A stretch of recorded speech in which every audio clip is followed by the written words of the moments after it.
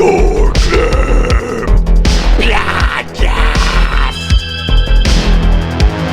This is the Gore Club podcast with Steve Vessell, Ace, and Deathmetal Dave.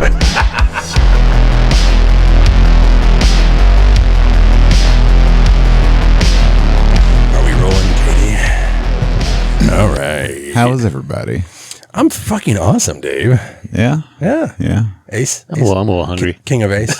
I'm a little hungry. As a matter of fact. I didn't eat before I came over. I can go for some chicken fingers, maybe some mac and cheese. I mean, this Eat is like okay. a toddler. You can find some chicken nuggies. I'm sure you can find a KFC around here somewhere. We are in Kentucky. Yeah. Before we get started, has anybody else seen the Wolfman yet from the Hollywood Horror Nights?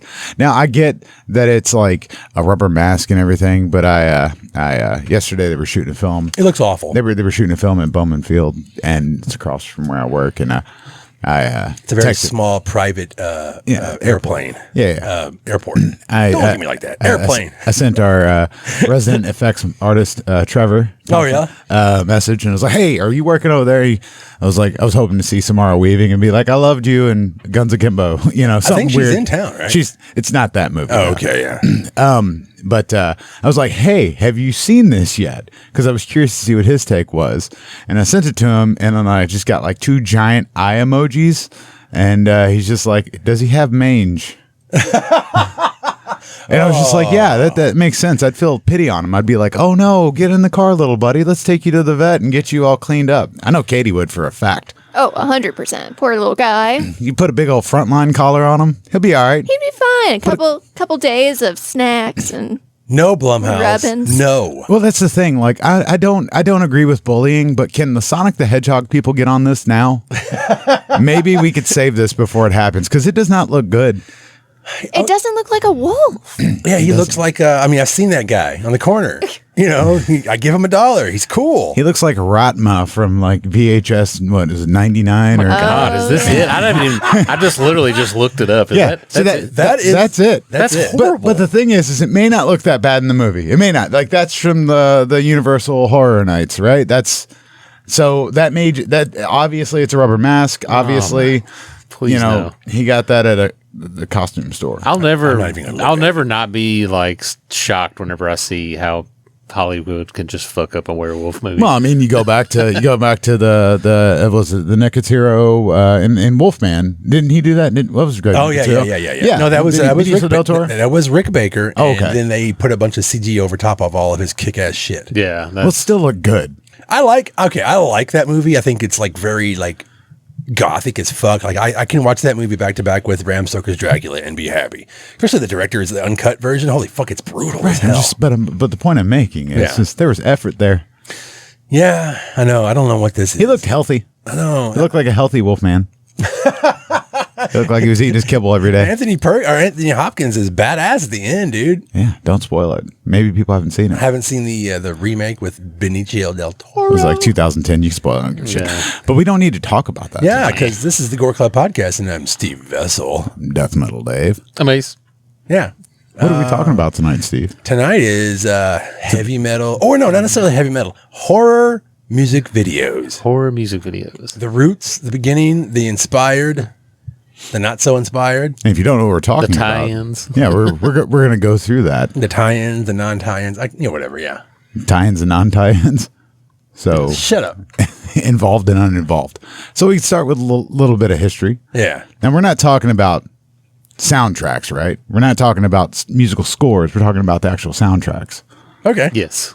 Because There's a difference. Explain your folly. Well, there's a difference because when I was a younger lad, I was really into the Terminator 2 soundtrack, right? Oh, You Can Be no. Mine. And we'll talk about that later. Yeah. But I instead bought the soundtrack instead of or I you bought bought the the score score. and not the soundtrack. So instead of You Could Be Mine, it was dun dun dun dun dun Dun-dun-dun. dun dun dun dun. So That's like, still awesome, I think. it's awesome. It is, but like, not when you're a kid and you want to listen to Yeah, rock yeah. and music. yeah, because we were going on vacation and I bought. I was able to buy 2 tapes, and that was one of them. I had to listen. I had 2 tapes to listen to for 8 hours in this car, and one of them was the Terminator 2 sound score.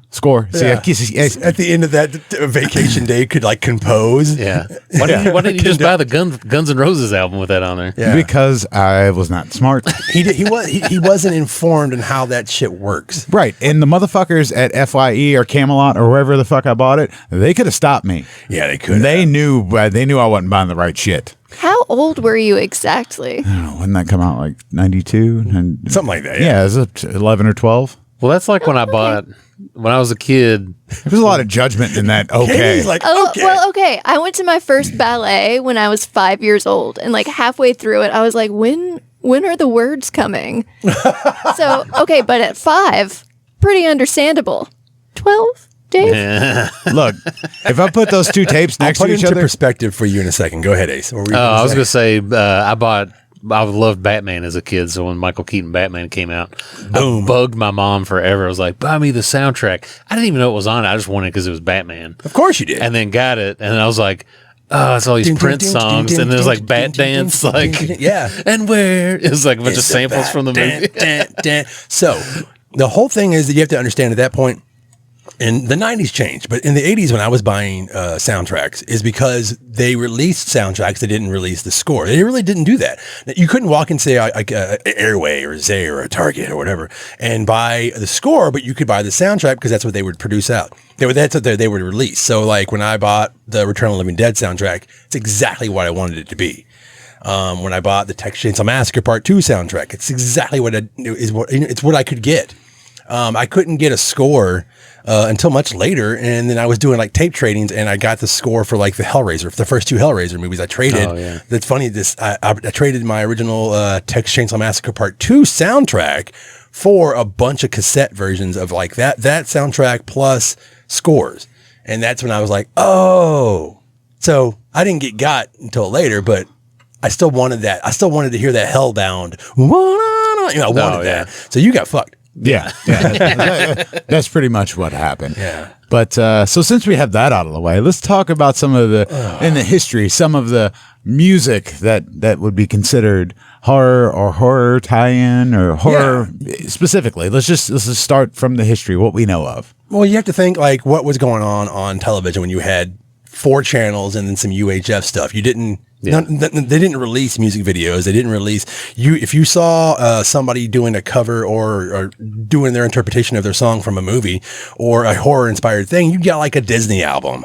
You know, you get the Halloween records and stuff. And then finally on, what was that freaking, we talked about it before and I can never remember the freaking show where they do the countdown with the guy who does the New Year's Eve countdown guy. What's his fucking Dick Clark. name? Dick Clark yeah. did his own television show, American Bandstand. Yeah, yeah. And then the world got to see. They would basically Bobby. come on there and perform and do like, not even really sing. They're on there just doing over. They're lip syncing. They're doing top of the pop stuff, but making like a little short music video on the TV show, basically. Yeah. It's Like- the first time that something like that was recorded on film and you got to see the Monster Mash. Yeah. Yeah. And he looks scary as fuck. Yeah, but before Doing the voice. but and- when he's just yeah. standing there, he looks like a librarian, and then he's like Yeah. starts getting all kooky into it. Like you can find that video on YouTube. And by the way, I'll put a link to all of our music videos that we've been able to find over the years, and put them on a link on this on our YouTube channel if you're gonna dig into some of this. He's stuff. got expressive eyebrows like Silent Yeah. Night, Deadly Night 2. Love, yeah, Yeah. yeah. Okay, but you know what I think is the original spooky music video? Okay. The Skeleton Dance from 1929. Oh, is that yeah. a Disney thing? It was Or is a that- silly symphony. Yeah. Okay, yeah. Well, I mean, that does count. Yeah, maybe. I That's mean, how it's I, a video. It I is a just video. assumed everybody's ribs were you could play them like a xylophone. Like a xylophone, Yeah. like the vibes. If you're doing Ding, ding, jazz, ding, hang ding. on, I gotta turn off my shit. How dare you, Steven? Whatever. I have notifications. It's been a busy week. So Walt Disney produced and directed The Skeleton Dance in 1929. And he was a terrifying person. Oh, yeah.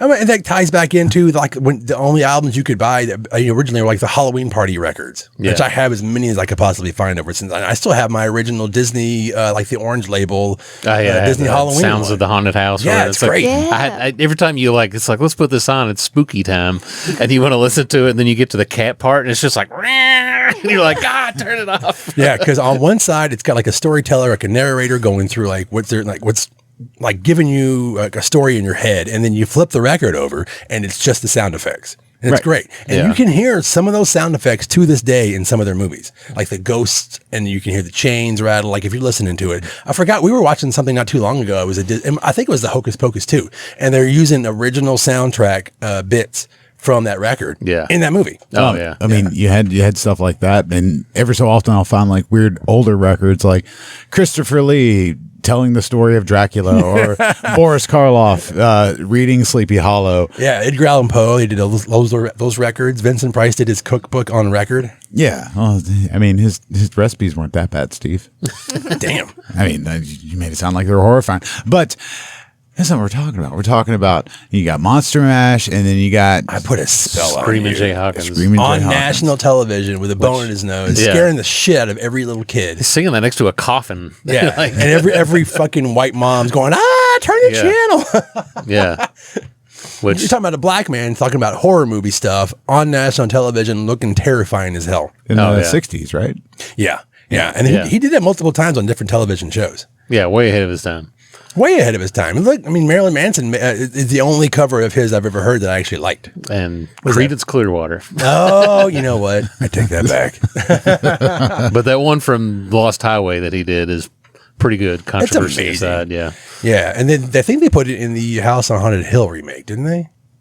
No, that was the When the hearses are coming up the... That's the other cover The from Sweet Dream. Sweet Dream. Oh, that's right. Yeah. Well, whatever. It's still fucking great. I don't even like Marilyn Manson, but I love that shit. No, fuck Marilyn Manson. But Yeah. This is true. Very true. And then, of course, we cannot even go any further without bringing up the king of shock rock, Alice Cooper, and Welcome to My Nightmare. Oh, yeah. National broadcast, like long-form music video. Yeah. Before that was anything. It's like, oh, we're going to watch a movie.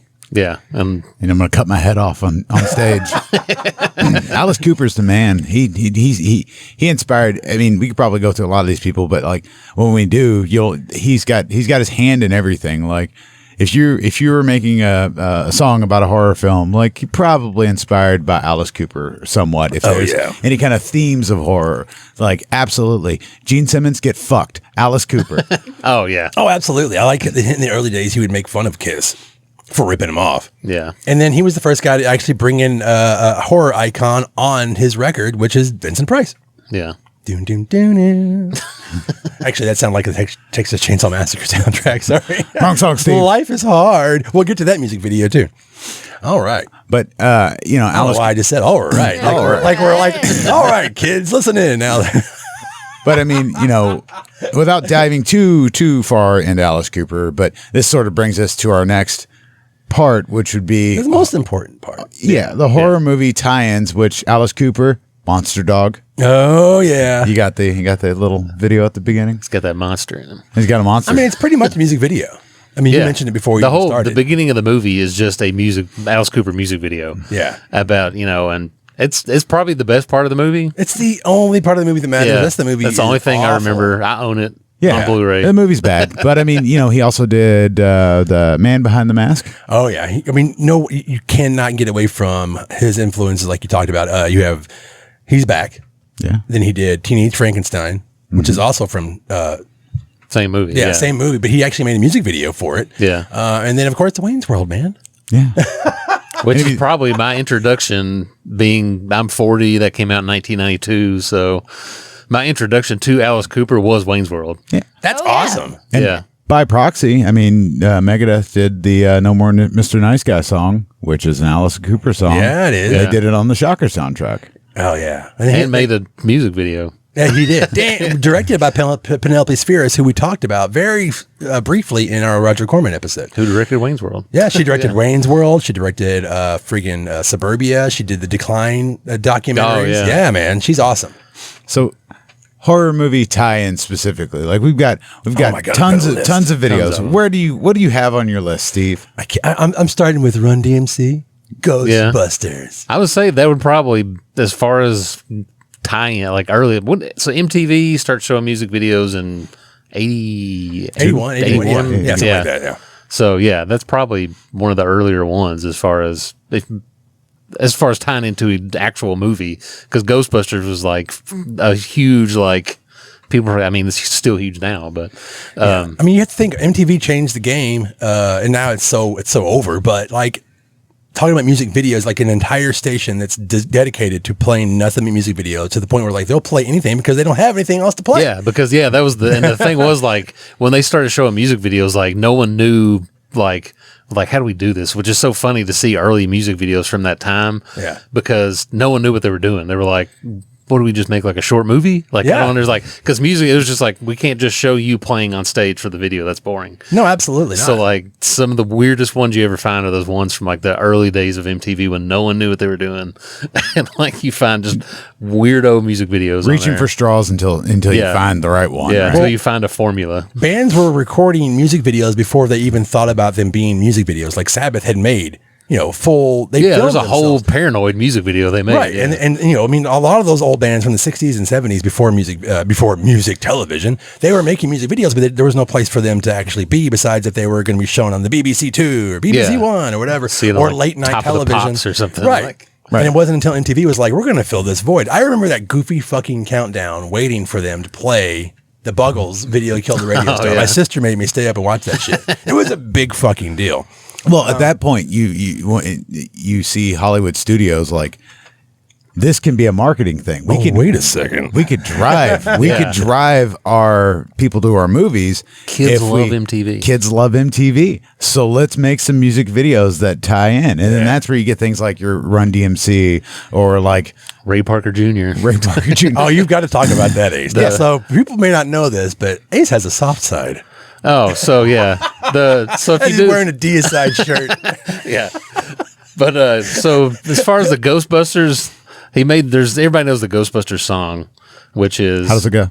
Bustin' makes me feel good. That's right. The best part of the song. Something way different as an adult. So somebody has made, I'm sure people are aware of this, but there's that video out there where somebody re-edited the Ghostbusters song where it's just bustin' makes me feel good over and over again, and it's just like bustin', bustin', bustin', bustin', bustin'. and it's like, when you watch it, it's probably 5-6 minutes long, but you're like, is this ever gonna end? Like, No. You need to add that to the Gore Club podcast music video playlist. Ace has to send it to me. I'll find it, send it to you. Going back to the original song, that was basically just Ray Parker Jr. just ripped off Huey Lewis and made that song, and the News. Yeah, people don't know who the fuck that is until I Want they a watch New the Drug. American Psycho. Yeah, The video said it was number one on MTV and had like multiple cameos from just whatever celebrities were hanging out when they made that video. Because like, you're watching a movie about Ghostbusters and all of a sudden it's like, why is Chevy Chase and Danny DeVito in this music video? Because why not? It's like Carly Simon, why is she on here? There's like, they were just walking by and like Ivan Reitman was like, hey, do you want to be in a video? And they're like, what's a music video? oh my It's god, 1984. I don't know what he says. and that music video is badass too. I mean, for its time, it was very innovative. I was scared by the dumb ghosts. Oh yeah. Now I'm 50 and I'm like, well, what the fuck?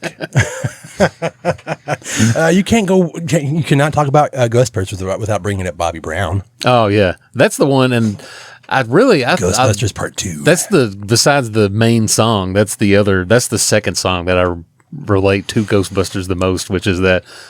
So I guess we're gonna call the Ghostbusters in control. Make it on our own. Like, God, that is all over the second movie.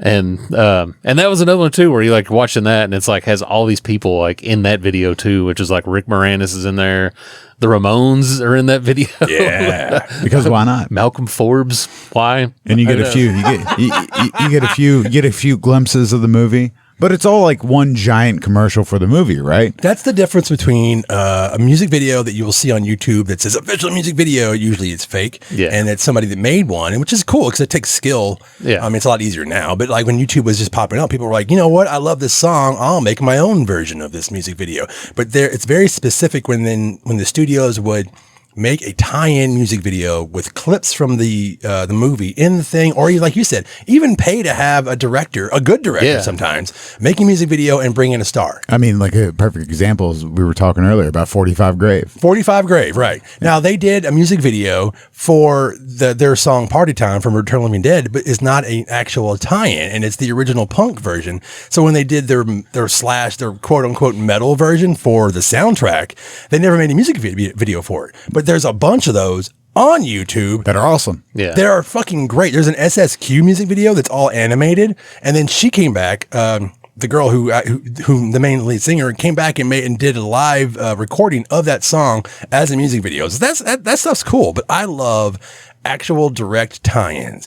Yeah. I mean, number one on mine is Dokken, baby. Oh yeah, Dream Warriors, where they paid somebody to make a good music video with the band, with Robert Englund and Patricia Arquette. Yeah, and to come back and actual film things for the video, like we're gonna get you in makeup as Freddy and film all this stuff for the music video. Like, there's a lot of time and effort put into that for a 3-minute clip that might show, for a Dokken song. For a Dokken song that may have gotten played 2 or 3 times a week on a Saturday and on a Headbangers Ball. Especially early back then. They did another one called for Into the Fire, which is on the soundtrack or in the movie. But it's not a direct tie-in, and we'll talk about the ones that are more not direct tie-ins or even influence later. But like one of the things as far as like having them showing clips from the movie was any kind of horror related video. It wasn't like my mom was taking me to the movies to go see these things because I was too young when they were actually showing the videos. You were sneaking. So if I could ever like catch the video for one of these on MTV back then, I was like, oh, they're going to show clips from Nightmare on Elm Street on this video. I have to like stay up and watch Headbangers Ball tonight or something. You know? Oh, hell yeah. That's how you found things like Lost Boys. Lou Gramm, Lost in the Shadows. Lost Boys. Yeah. It was a big fucking deal. It was, because it had all the movie clips in it, and you could see like, oh my God. And then you can go to school the next day and lie to everybody and tell them you saw it. Yeah. Yeah. I know that movie. My favorite part, and you just bring up whatever you saw in the music video, and When like, that it girl- was so awesome. When that girl boils alive in the bathtub, it's like, one, it wasn't a girl. Yeah. It wasn't boiling. You're a liar. Death by Stereo. Oh my God. Okay, that's a great one, because that's a weird thing that happened also, was that bands would release their own version of the music video without the cuts of the movie that the original video had. And in excess, Jimmy Barnes did a song that Billy Worth gets killed to, that everybody knows is going to have it's party time or good times. Yeah. And then the one video that I remember as a kid was the movie tie-in music video, and it's so fucking hard to find on YouTube.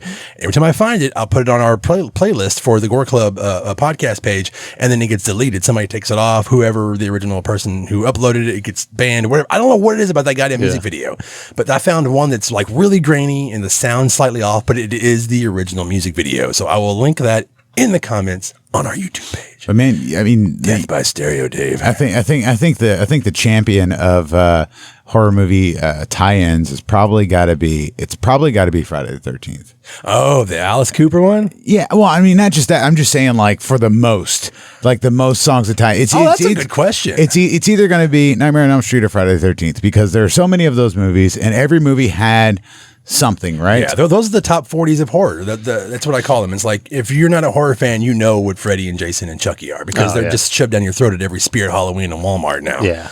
So that's probably right. Like, what's the Freddy's Dead music video that? Nightmare on Elm Street has the most actual tie-in. I think videos. you made a block of them. Right? Yeah. So there's go ahead, Ace, just to rattle them off. It's like, so there's Dokken, the Fat Boys, Excellent. Ready for Freddy, Vinnie Vincent Invasion. I love that one. Love Kills from Part 4. Goo Goo Dolls from Freddy's Dead, which, I've mentioned this before they were a butt rock band. They were like a Ace more of an alt rock band. He's trying to explain his infatuation with this band. But they were on Metal Blade at the time, and had And maybe a song if they on hear there. this one day, they'll be like, you know what, Ace is right. We need to stop playing this butt We're rock. going to stop playing City of Angels soundtrack and go back to fuck all these Freddy millions Krueger. and millions of dollars. Yeah. Let's go back to not selling out. What else? Houdini. Anyway, I got to swing it. He's got the Zorro hat on, a lot of dancing. Yeah, they did that. Yeah, That's from Part 5. Also, there's and they filmed that on it looks like some of the sets. I know the Fat Boys one looked like it is. And the Dokken one. And like once again, like he got in makeup as Freddy Krueger for that Fat Boys video. He raps. And it's that terrible thing that white people do when they're like, "My name is Freddie, and I'm here to say," and like that. I have the original release of that. They've re-released it since. I think TerraVision may have done that. I can't remember. I always get them. No offense, guys. I get your releases mixed up with a couple of other people that are ripping you off. Probably. Yeah. There you go. I saved myself. But then it's like them, and then the Fat Boys are like, oh, like doing that thing with the dad who's like the shitty dad in every fucking movie. He's in the beginning of he's like the realtor of the Freddy house. Oh yeah, it's like Freddy Krueger or their uncle Fred dies and leaves them a house, and that's the basis of the music video. Yeah, and you can't forget the talking about MTV. MTV did an entire music video block with what was his name, Kevin something. I can't remember his name, but they re-released it on DVD, and you can find it on YouTube, and I think even on the website. And it's him hosting with Robert Englund a whole bunch of music videos. Oh yeah, for the Nightmare on Elm Street series. So they're playing all the ones you just named. Yeah. Yeah. I love that. I have that somewhere upstairs. And then at the end of that, not related to any of the actual movies, but Fresh Prince and DJ Jazzy Jeff. Oh, well, that was the one that Nightmare on My Street, which got banned for like ever. Yeah. Well, yeah, because it was just basically a ripoff. Wasn't it? It was supposed to be on a soundtrack, then it wasn't. And I don't know. I don't know, because even the music video, they tried to not make it linked, even though it's obviously linked. Yeah. But the music video, you couldn't. We talked about it back when Derek was still on the podcast about how they just released that music video within the last 10 years, and I found it and we talked about it, and I guess what's it called? The Mandela effect. I thought I had seen it as a kid, and there's probably no way that I did. There's somebody made an animated, like almost like a motion comic version of the music video that you can find.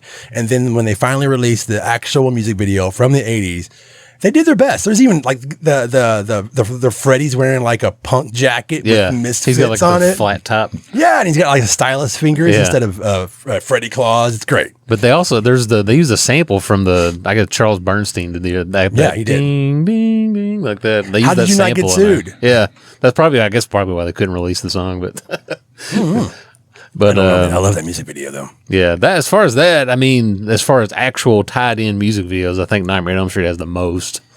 I guess it would make sense because they even did the Freddy versus Jason. Who did that one? My mountain of notes here. Think about that. Il Nino. Oh yeah. Okay. Yeah, we watched it the other night. And awful. Technically it's a tie-in for that Freddy versus Jason, but the only thing in the music video that ties it in is this gorgeous woman walks down the street that says Elm Street. Yeah. And then what is at the end? She wakes up and like it was all a dream. But it was like, so just the band playing music was a dream? Because that's all the video is. Yeah, and they're like in a shitty basement, which is cool, but that's it. That's from that time in the 2000s when they would make, like, when they were like remaking these movies and they would release stupid soundtracks to them where it was like songs from and inspired by the Texas Chainsaw Massacre. And I was like, good God. And you look at it and it's like the worst nu metal you've ever heard in your life. I think Titanic and like big mega soundtracks that just blew through the roof kind of inspired that shit, because then all of a sudden it's like music from Titanic and then music inspired by Titanic. Yeah. They're no Last Rocket. Yeah. Well, I mean, you've got a Nightmare Before Christmas inspired music and then covers and blah, blah, blah. But we're talking about tie-ins, direct tie-ins. Like Wasp. Ghoulies too, right? Yeah, you had Blackie Lawless up there with the Ghoulies. Yeah, that sounds great. It's great. And they made a music video for it with the Ghoulies. Yeah. They were like, hey, Charles, can we borrow your Ghoulies? Which probably didn't cost that much. He probably just had him in the back of his car driving around. Yeah, just Charles Band back there. And, oh my God, that'd be awesome. It's probably John Carl Beekler, hopefully, like doing it. I would like to believe that. I don't know. Maybe you could look that up, Katie. Be good luck. Well, I did just look up the block of Nightmare on Elm Street music videos from MTV. And it brought back a blast from the past because I was trying to find that guy, Kevin. He used to do like the extreme sports guy. Yeah, his name was Kevin Seal. That's it. He was a VJ. Remember VJ? Yeah, it's a video jockey, guys. Oh. Very important to my childhood. R.I.P. VJs. Can we go back to talking about Blackie Lawless now? Blackie Lawless! Well, he did. Blackie was in, Wasp was Dungeon in Master. Dungeon Master, yeah. They've released that music, that section, but it's not necessarily a music video, but how they filmed it could be released that way. Yeah, it's and filmed that happens like a lot too. I want to just imagine they did a bunch of cocaine at the table with the Ghoulies. Blackie does not do drugs. He's a Christian. Yeah, no. He butt chugged a fucking beer out of the fish ghoulie. Out of fish. There's you can get the picture disc of that, and I think it's like there's the famous. I say famous. The picture like, of him with it. It's him with the ghoulies. Yeah. And they're like on a toilet or something, and he's like, ah. Yeah, they did a whole photo shoot for that music video and the release of that album. So I'm a big fan. Damn it! Yeah. Plus, I loved Wasp back then. Yeah. Yeah, and there are other ones. Motorhead, Hellraiser. Oh yeah, we did. Okay, so Motorhead. So the King Lemmy wrote the original Hellraiser song. Yeah. And then I guess sold it to Ozzy. He wrote a lot of stuff for Ozzy, that seems especially to on be that the No one More that- Tears album. But that seems to be the yeah. one that most people remember is the Ozzy version. But you can find the music video, and like I said, I'll link it. They made a music video with Doug Bradley. Go ahead. What were you saying? He plays chess or something? No. They play cards, and he's just. I guess they're playing for Lemmy's soul. I mean, jokes Yeah. on him, right? And He's like, I am God. and he. They're playing cards, and Lemmy wins because he flips the ace of spades. Yeah. My point is Pinhead should have flipped the fucking table and be like, "Oh, you got the ace of spades, fucking Lemmy." That was up your goddamn sleeve.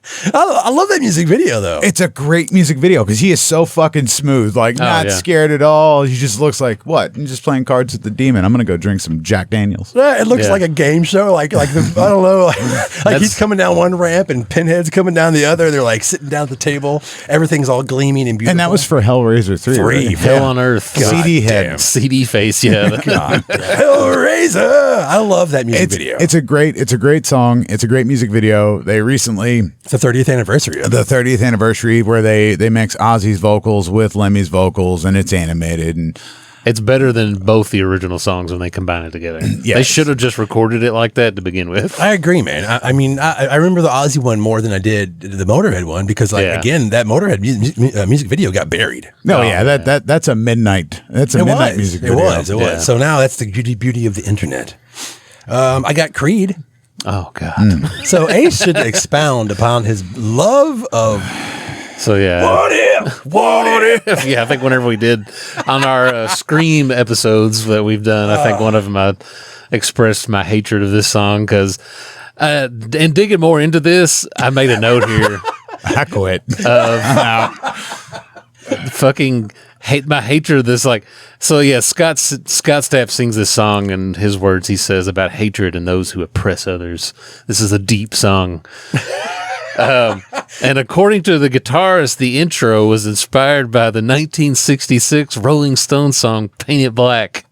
What? It absolutely sounds nothing like that. Yeah.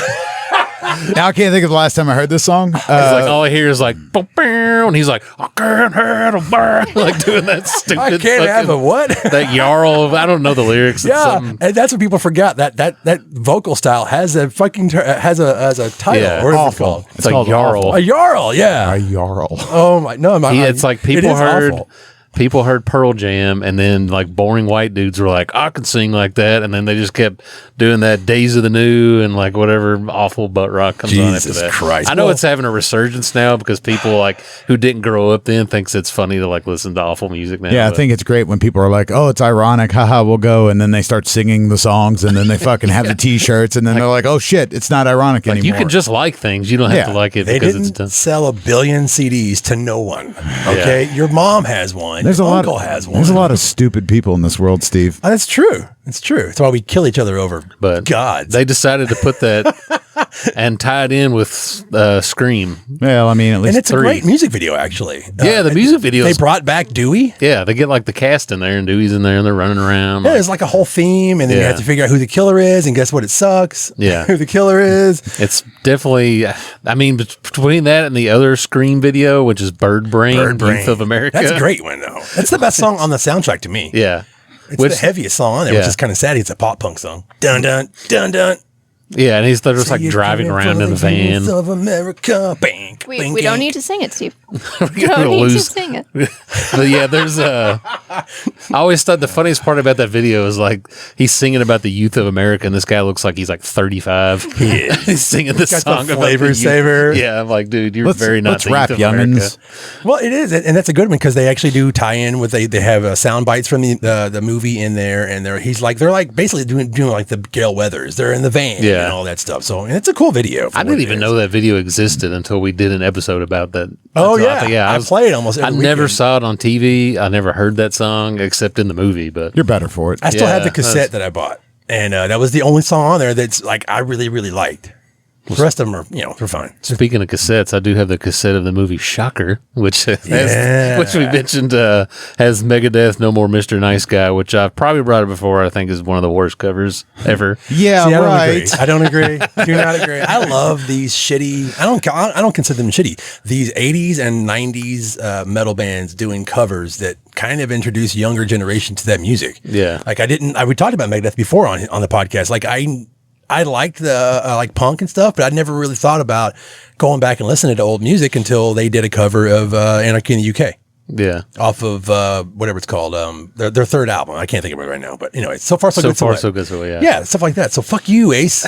Actually, I have that out. And that music video is directed by who? Penelope Spheres, because she fucking rules. And there's also, I saw an old interview with Dave, I think on Dave Mustaine's Behind the Music for Megadeth, they were like, there was no close-up shots of him playing guitar on that because he was so fucked up on like Heroin.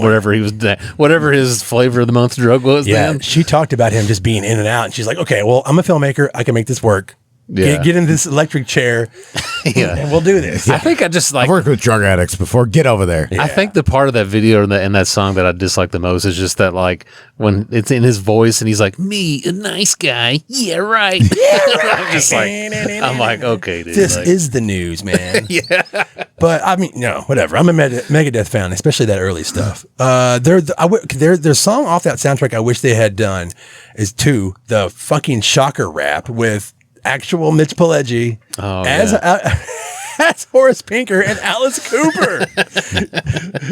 They didn't do it. They would have made so much money, man. Or not. He drags his foot and he clutches his knife, and okay. How does that go?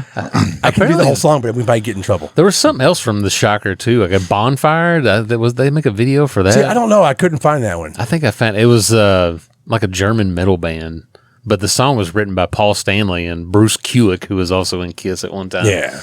Well, there's a lot of big names on that soundtrack, but as far as music videos, they should have done one for like Dangerous Toys. They should have done like a lot of Dudes of Wrath. Yeah, the Dudes of Wrath. I'll tell you one who did make a music video, and that's Laz Rocket for Leatherface, the Texas Chainsaw Massacre Part 3, baby. Hanging out in the desert in your jams. Dun, Jams. I definitely wrote some about the Neon Zubas shorts. They're fucking jams. They're called jams. And I had a bunch. Chance. I wish I still had some of those. I'd wear them all the You time. can get them on eBay. Yeah, I'm not paying $300 for fucking shorts. It's Fine. crazy. Like, You I mean, poser. they made that for Leatherface, the Texas Chainsaw, the third one. Yeah.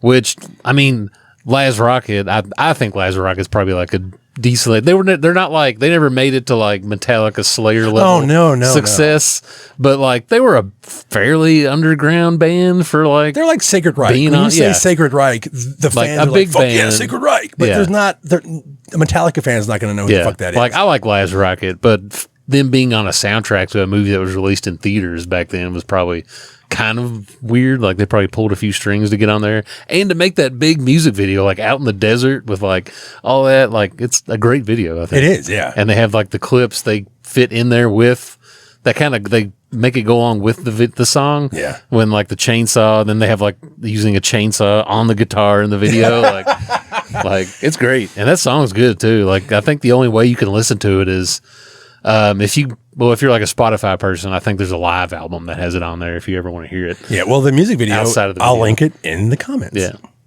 What's another one? There's another song that was made into a music video, but it's not a tie-in, and we'll talk about that one later. Well, there was another couple of music videos when I was a very small kid when the Addams Family movie came out. Oh, yeah. Yeah. Which was a big deal because like I thought the Addams Family was awesome when I was a kid, and I thought that movie was like one of my favorite ones when I was like first, second grade. It's really good. They had the MC Hammer video for the Addams Groove. Yeah. which I have that single. Which I caught that video like once or twice, and I saw it, and I was like, Mom, you have to take me to go see Addams Family. Like this looks like the greatest movie of all time. Like had the like just all that stuff in there, and that was like apparently a huge hit. for MC Hammer. He had Can't Touch This and then that. Yeah. But Taco Bell. That's that speaks Bell volumes commercials. to what Hollywood was doing, right? Yeah. It's all a cash grab. It's like, hey, we can push this. We can use this as a new medium to get the kids into our movies, and it really works with horror because fucking Apparently, kids love horror. It was his 5th and last top 10 hit in the United States, and was the recipient of the Golden Raspberry Award for Worst Original Song. Yeah, it ruined his career because at the time gangster rap was coming along and they were shaming anybody who was mainstream. And you could not get more mainstream hip hop tim fucking MC Hammer. And, you know, and then he came out with Too Legit. Wasn't that the hardcore shit that he did? Oh, it was like Too legit bumps in a rump or something like hump. That's it. Yeah. He's wearing like a fucking toboggan. Humps in a or, bump. I'm sorry, a beanie. Yeah. And, he tried to go gangster rap after that. It is great. Because like when this came out, like Dr. Dre and like all that stuff was like getting huge, like outside of West it was a Coast solo rap. album. Yeah, Yeah, they're like, he's a poser. It's like, and well, I he's mean, dude, that's singing, where you came from. He's got a CGI head bouncing around singing with the Addams Family. Big difference in the. But yeah, and then I guess the second movie, or I don't know if this was in the first or the second one, they had the Addams Family Whoop, which Tag Team did, who did Whoop, there it is. Yeah. And they beat that horse to death with the Addams Family Whoop, there it is. Yeah. And then like in the video, I watched the video for it and it's terrible. But like Christina Ricci is in it, and she says like, kick it. And like they start going into the video. It's like, oh God. I'm gonna have to mark off some of this because our notes for this episode are kind of fucking ridiculous. Yeah, there's a lot going on here. We can't go any further without talking about Guns N' Roses for Terminator 2. Oh yeah, speaking of the soundtracks that I got duped on. Yeah. It shows you how big that band was, that they were able to get Arnold Schwarzenegger to be on stage with them in the music video. Yeah, in the video. Yeah, and AC/DC did the same thing. Big Gun. Big Gun. That was in Last Action Hero. Actually, yeah, you got me on that. But one. God. Yeah. That's a fucking great movie, and fuck anybody who doesn't like it. Yeah. And Last Action Hero, not Terminator 2. yeah. both of them are good. But to kind of try to get us back on, we're easing into the 90s here. I know we're talking about Scream and Creed, but there's also another, one of those kind of teen horror films of the 90s, which was The Faculty. Which had a few music videos tied to it. The Dave Stewart and the Spiritual Cowboys. What? Nope. That's not The Faculty. That's actually a Flatliners music video that I that was a Flatliners? They made a music video for the movie Flatliners with Kevin Bacon, and it was like the Brat Pack of the 90s. So it was Kevin Bacon, Kiefer Sutherland, Oliver Platt. Oliver Platt. I almost said Oliver Stone. Yeah, I knew that was right. and, Julia Roberts. And Julia Roberts, yeah. So anyway, sorry, go ahead. The Faculty, which has the most notably the last appearance of Lane Staley from Alice in Chains being on a vocalist on anything. That's That cover song? Class that of cover 99. song, yeah. Yeah. That was his final appearance on a studio album. Well, that was an all-star, I almost said cast, like a supergroup. Yeah, they did another Brick in the Wall Part 2 from Pink Floyd, which had Tom Morello from Rage Against the Machine on lead guitar, Stephen Perkins from Jane's Addiction on drums, Martin Lenoble from Porno from Pyros as bassist, some dude from Matchbox 20 playing keyboard. Of course.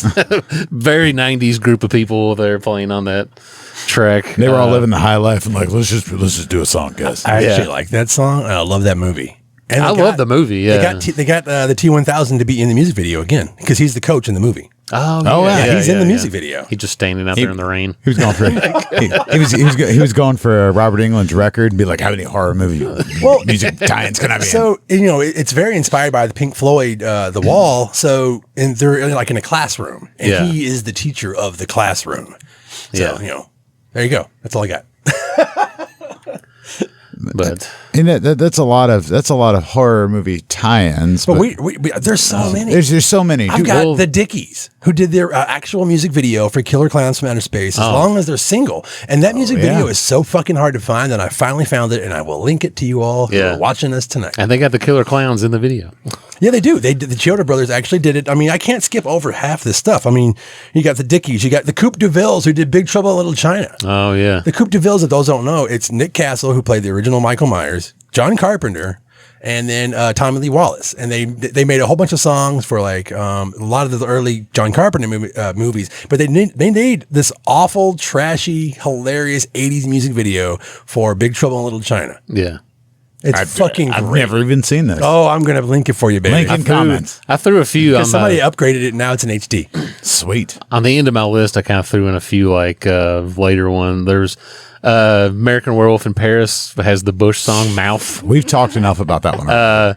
There's LL Cool J Deepest Bluest from Deep Blue Sea. My head is like a shark's God, fin. it's like a shark fin. Hey man, LL Cool J actually just released a new album, so I've actually been listening to LL Cool J the last few days. Jay Giles Band did the Fright Night original music video for the movie. Yeah. That was pretty good. Fright Night. They're all in the bed together. It's like, right. Yeah, of course you've got Goblin. Now they did they did ones that aren't like actually linked to the movie, but they did music videos. They did one as the Simonetti. I had to write it down. The Simonetti Horror Project did Demons. Yeah, and they actually did the music video for the movie with pieces of the movie in the music video.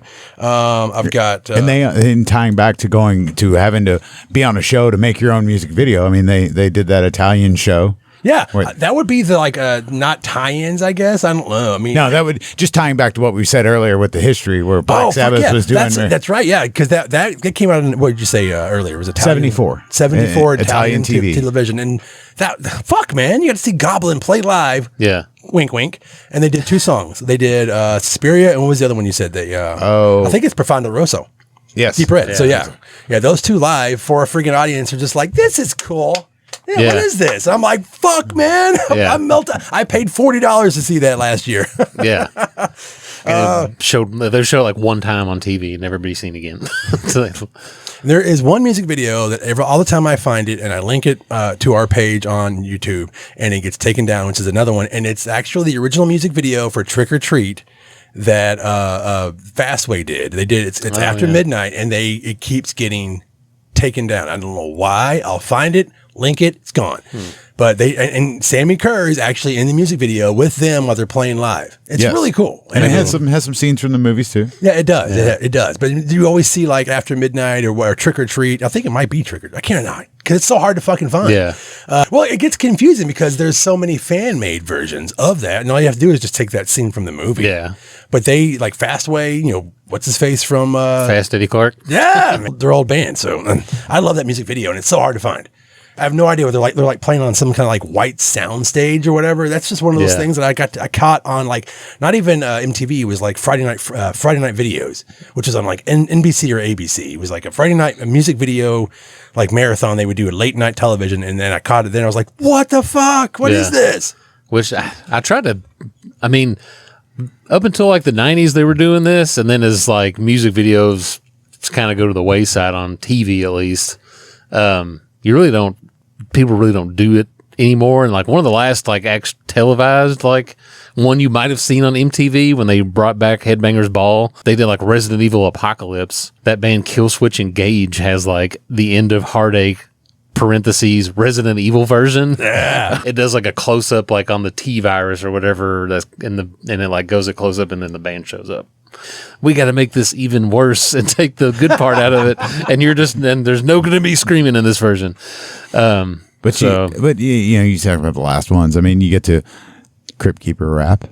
Yeah, and which is not. I mean, I guess that is a technical. It's a tie-in. It is a tie-in. It starts with the whole Danny Elfman score and goes into the house, and you're like, oh, okay, this is going to be a shot from the television show, and then it kicks into the. And he's like, just jam. Yeah. It's so good. And they filmed an entire hip hop music video, him looking like just rapping. A little bit of like I don't like a black guy. We don't know his ethnicity, Steve. I was hoping you were going to say that. We don't know that because he's the Crypt Keeper. He's old. He could be. Yeah, his skin. You don't know what color. He's a skeleton. I like to think that's awesome. He doesn't see skin color. He sees the color of your blood. With John Kassir, yeah, he's as white as fuck. Well, it's okay. But they had other Tales from the Crypt. They had Demon Knight, which had a few tie-ins, right? The Cemetery Gates Demon Knight version. Demon Knight version. Oh, yeah, Pantera did. They actually made a music video. It's another one's kind of hard to find because I found one that's really grainy as hell. Which it chops off the beginning of it and just kind of starts out with like the dun dun dun dun where it goes It also straight into it chops off all the falsetto. At the yeah, it end. takes all that out. It basically it makes the song for people with like short attention spans who are like, I like this song, but I wish it was 2 minutes shorter. But it shows the whole movie in the music And video. pretty so- much, yeah. And like it keeps like the screen gets ripped and then Phil comes through, Seek Highland away. Just kidding. Just kidding.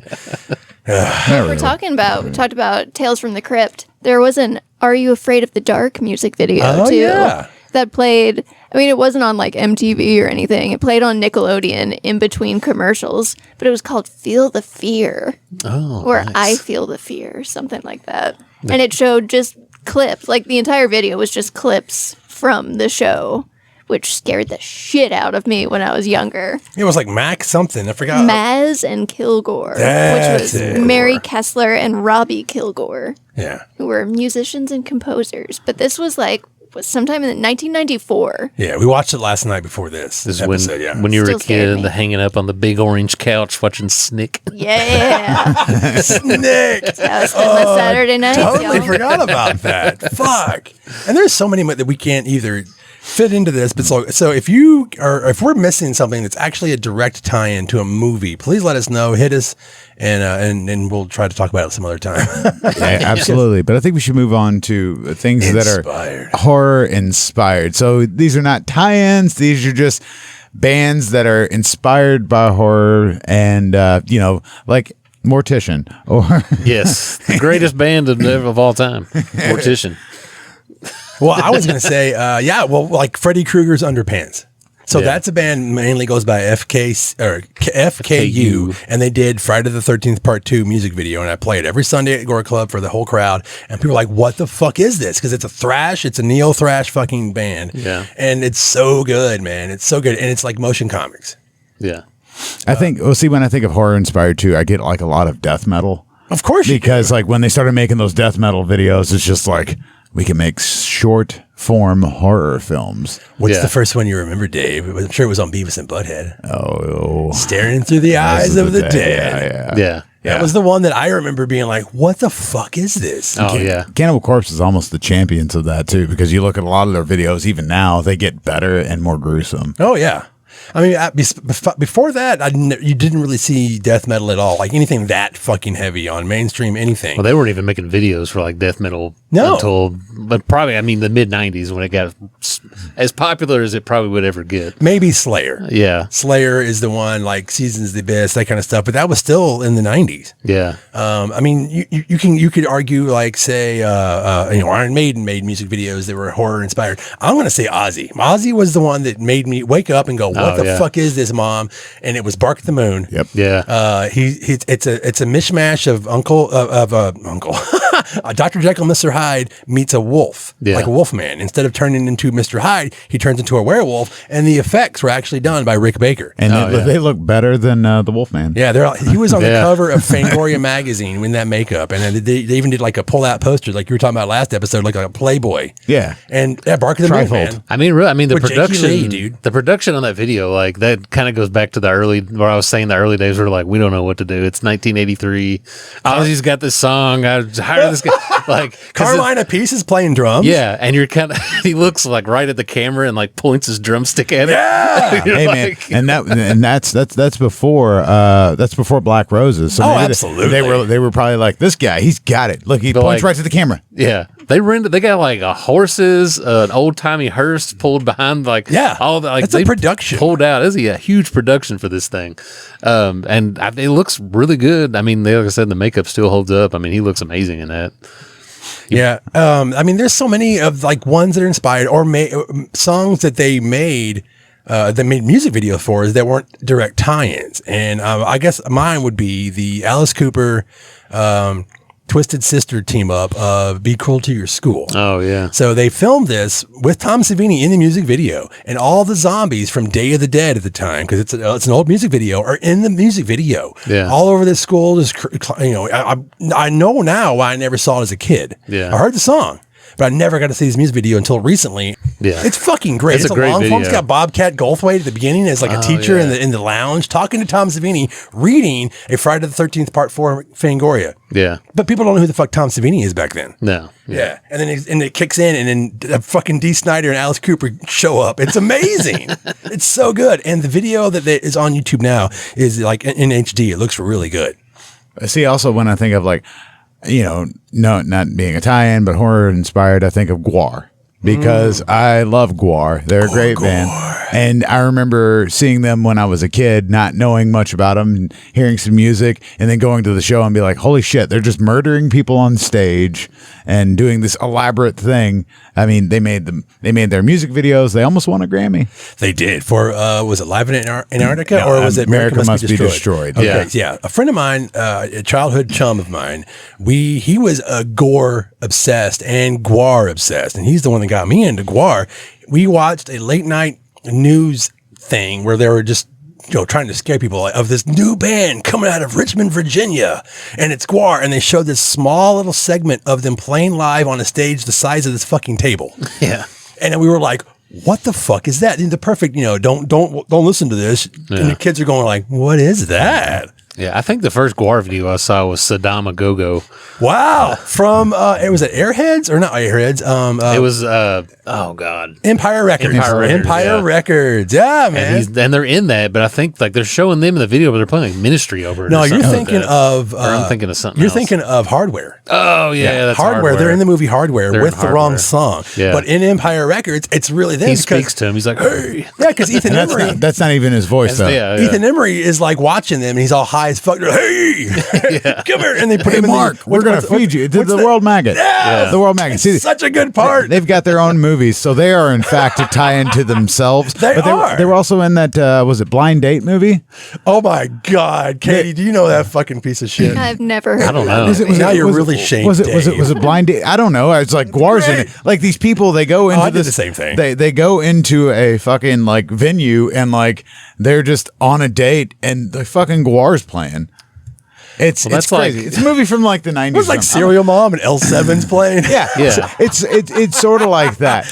But That's like yeah. that rom-com where like they're like on a date, but like in the background, Alice in Chains is on stage playing. Yes, I in the love movie. that shit. Marketing, baby. Marketing. But I mean, Gore is what I think of when I think of horror inspired because they did it all. they did, man. And they made it all themselves. They're still going. Yeah. One of our good friends was Beefcake for a while. Yeah. So I mean, it's unfortunate they're in the shape that they're in now. But Guys, What? so I can tie in anything to my love of Boy Meets World. I guess. yeah. But Bill Daniels, Mr. Feeney, was in that movie Blind Date. What? It all comes back to Boy Meets World. it always comes. does, back. it God does. damn I'll it. be starting my own Boy Meets World centered podcast here pretty soon. I think there already is one. Oh, yeah, I know. Shut up. Nick Cave did a music video for Red Right Hand. That's not connected to the movie. Yeah. The Merkins are most famous because most people know their police inspired music video. Somebody's watching you, or not somebody's watching you, but we should talk about that too. By the way, where it's Jason Voorhees and it's like every breath you Yeah, take. yeah, They yeah. did that I'll one. I'll be watching you. Yeah, that's it. The Man in the Box. They did their Pinhead. yep, and then of course my favorite is the Friends with No Faces. Yeah, the Leatherface. Garth Brooks Which ripoff. I hate that Garth Brooks song with a passion. But that video And I is so good. still can't. I can't listen to a parody of that song. I hate it Oh, so I'll much. remember that. Yeah, And I every played time it. I hear it, whenever it's played somewhere, I'm just like, God, I wish Steve would stop playing this video. Because it's been played. That fucking Garth Brooks song is played at every redneck wedding since Yes. 1995. Yeah, man. I grew up in Central Kentucky. Every wedding, dance, anything I went to in my life, a bunch of people I hate would get on stage and be like, "Yeah, Friends in Low Places." As soon as I hear that, ding, ding, ding, ding. Well, then I'll move on like, to something. It triggers my brain to like. I'll move on to something way better. Godsmack. Voodoo, baby. Oh, Heavily, God. the dude just left the studio. Heavily inspired, they've said, by Serpent in the Rainbow, and the music is inspired by the band called Dead Can Dance. So you get something really awesome and you made it shitty. Yeah, me, the it's first the time I only heard that, I was like, "Oh, Alice in Chains has a new song out." Oh, yeah. Yeah, because he was a Yarler. Yeah, they just did Alice in Chains. That's all they did on that song. Now, that was a tie in to a horror related TV show on MTV called Fear. Does anybody remember that show? Yeah. Where it was kind of like a Fear Factor, but for haunted places before Fear Factor was even a show. Yeah. Where they would make people like wear body cameras and run through a haunted locate. Like they may have done Waverly at one point. I don't remember. I just remember Everyone's the, done fucking the Waverly. body cam footage on there, and I was like, this is terrible. It's just shaky cameras with one Yeah. person's face like staying in place. They did a really great fuck Andy Dick, but when he had the Andy Dick show, he did a really great spoof of Fear. So I will try to link that down in the comments because it's fucking hilarious. Look, fuck all that. Back to I'm not the one who's so no. far That was the away. theme song. Oh, now that you say that, I can actually kind of visualize it. Yeah. I mean, should we talk about death metal more? Because Dude, I tell you what, one that I have to bring There up. you go, there is a band, Cattle Decapitation, and they have a song called "Forced Gender Reassignment." if you know anything about the band, you'll understand they're not doing it as a positive. Christian rock. Yeah. So, no, the video, it's been up on YouTube and then it's taken down. Like it's vile. It's very graphic. Like the whole video is you've got these Westboro Baptist Church type people, and they're all like, God hates you and all this stuff. And some dudes in a van just pull up and just steal two of them, and they do the song title. Forced gender reassignment. Yikes. You do not have a penis anymore, sir. We're going to cut that off. And they show it. It's fucking it's intense. It's brutal. It's like watching August Underground with some really rad music. Oh my god! Here's how bad it was. I looked everywhere. I could not find that music video, but you can find reaction videos with people just watching that music video and being like, "Oh my god!" This is like the Two Girls, One Cup, but it's a music But the video. music video By version. a really The good music's fucking way band. better though. And it Cattle Decapitation rules. It's horrifying. It's so good though, and like it's shot. And like I said, sort of like August Underground, where it's not like really high quality shooting it. It's like grainy on purpose, which makes it even better. Especially when that dude's ball falls out. So there was one music video that when Katie and I were looking up doing homework for this, that it just kept coming up. And what was it again? Oh, so there were two. Okay. Because every time I would try to Google like horror inspired music video, two constantly came up as like the worst. As in a good way. Yeah, the most disturbing, I should say.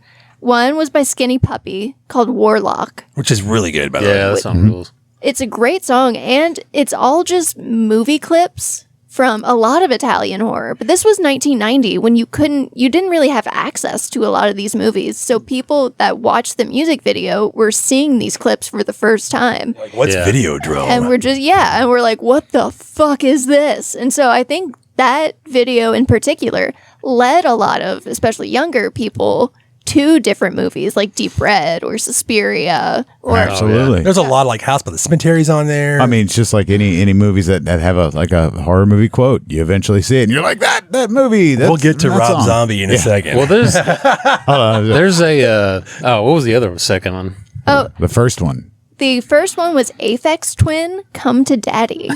See, that's that is a creepy video, but their creepiest is Rubber Johnny. If you don't believe me, watch Rubber Johnny. People thought that was real for the longest time. Oh yeah, the Rubber Johnny? Yeah. yeah. He's just like this little like Big head, like big head, deformed sort of kid in a wheelchair, and like you can only see his eyes, and he's like, Oh, he looks like Roger from American Dad. yeah. You know exactly what I'm talking about. Then way creepier than I almost a smile. threw up. Oh my god, in a good way. Wait, that's real. Okay, anyways. well, like as far as those kind of like videos, I rented the Nine Inch Nails put out a double VHS tape called Closure that included every one of their music videos. The uncut version. The uncut versions of them. So fucked. And they have the uncut version, which I guess they only had this one. It never aired on TV, obviously, but like for the video for Happiness and Slavery, which is like all about BDSM. Like this guy like takes his clothes off, gets fully nude, sits in this chair that like, and then all of a sudden all these like little like bells and whistles come out and drills and stuff and just start drilling inside of him, and then like grabs his penis and starts yanking on it in the video and like real fuck. And they're actually doing it to this guy because he's like a performance artist in real life. This is how Han Solo should have been tortured. And then he gets Empire Strikes Back. And then he basically at the end of the video he gets ground up and put through this grinder, and like you see like his body parts coming out the other side. And then at the end of the video, like you see Trent Reznor walking in and like paying his money to go sit in the chair too. That's amazing. It's a great video. So like, go ahead. Oh yeah, it's a great video, and like the rest of that too also has like the video for like Pinion, I think is the name of that, where they flush the toilet and then you follow it down the drain and it goes into this guy's mouth who's like wearing all this leather outfit. Like this shit blew my mind when I was like, as it should. Kid. Yeah, Trent Reznor was doing shit that nobody at the time was doing, let alone on mainstream television. The guy who directed the Closer music video directed 1 Hour Photo. Oh wow, yeah, I didn't even know that. Yeah, he did a lot of stuff. I looked him up. He did the Hurt video for Johnny Cash. Yeah. He did 1 Hour Photo. I mean, he did a lot of really cool shit, man. And I was like, this is great. I had to pause in the middle of that Closer video because there's a lot of. I did because I was like, I don't want to watch this because the monkey looks genuinely upset. Because I found the most fucked up uncensored version of all these music videos that I could possibly find. There's a dissected pig that's just hanging there, but I looked it up, and Trent Reznor is actually he's a vegetarian, and he's like a huge friend of the animals. So that all the dead animals in that music video are fake. He's the Ace Ventura. Oh yeah, there's the pig Techno. head that's on the pie and it's just like spinning around. Yeah. And the monkey, they actually made a behind the scenes video showing that the monkey could easily get out of his little like how he was bound. He was crucified, but not like steak. So like Jesus should have been it was barbed wire. wrapped. Yeah, and he was having a great time. Actually, he was just a really good actor. Yeah, he was.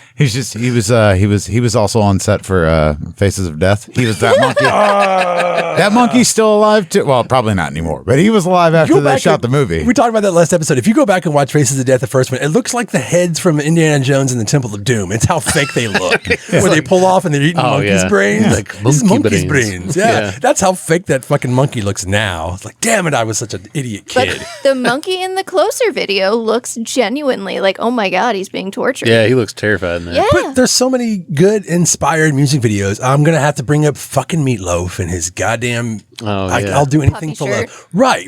Directed by Michael Bay, but the effects in that movie were actually done by Bob Keane, who did all the Clive Barker early movies like Hellraiser. He did Nightbreed, and he did the effects for that movie. So I don't know. I'm just saying that music video is kick ass. Well, but he won't do that. Well, Chris Cunningham, he's one of those directors that did music videos, and he did a lot of effects. He did like some effects work on like Alien 3 and things like that. Oh, and he did some work on Judge Dredd as well, like the Stallone one. But he did Aphex Twin video called Window Licker.